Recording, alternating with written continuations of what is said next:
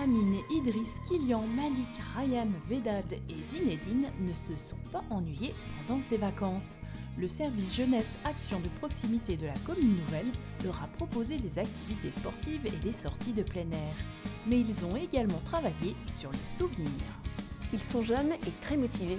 En ce moment, ils sont en train d'écouter à Senalp, la radio associative de Sénaux, ce qu'ils ont enregistré dans une maison de retraite autour du thème de la mémoire. Suivez-moi.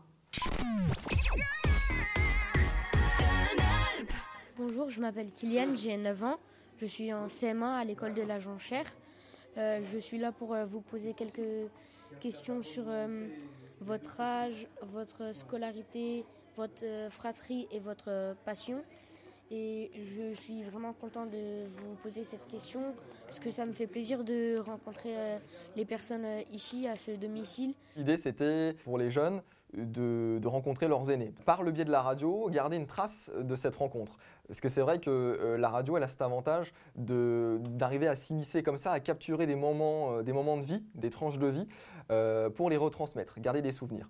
Et du coup, il y avait des binômes, ils ont écrit leur propre interview et le thème, c'était comment à 15 ans. Et l'idée, donc, c'était de recueillir un peu la jeunesse de ces aînés qui sont donc en résidence à la Villa Sully.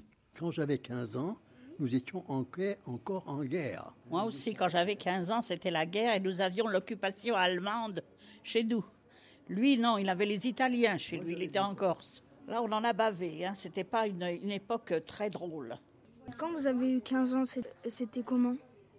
C'était bien, il y avait de l'insouciance, on ne parlait pas de chômage, il y avait du travail et les parents sortaient de la guerre et ils ne pensaient qu'à gâter leurs enfants. On avait comme loisir, par exemple, de faire du ski, mais de faire du ski, c'était pas très facile parce qu'il n'y avait pas de roulement de pente encore. Il y avait que ce qu'on appelait vulgairement des tire-fesses. Si on voulait faire vraiment du ski, il fallait faire tout à pied.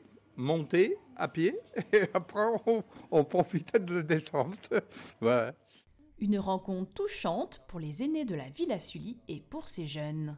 Tu as envie de les revoir ? Oui, parce que quand j'ai parlé avec eux, ils m'ont fait chaud au cœur. J'étais content et j'aimerais bien les revoir.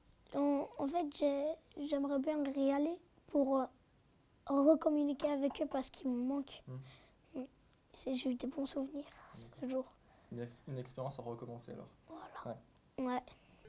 Même Geoffrey en garde un souvenir mémorable. C'est qu'à la fin de l'interview de Zinedine, la personne âgée nous a dit « merci de ne pas nous oublier ».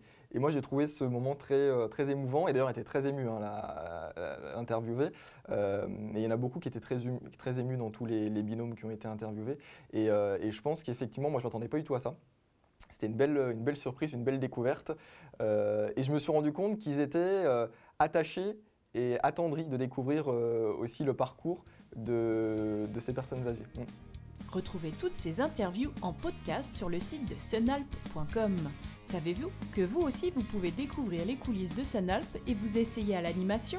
Senalp propose durant toutes les vacances scolaires des après-midi découvertes de la radio dès 9 ans. Alors réservez vite pour les prochaines vacances. Plus d'infos sur le site senalp.com.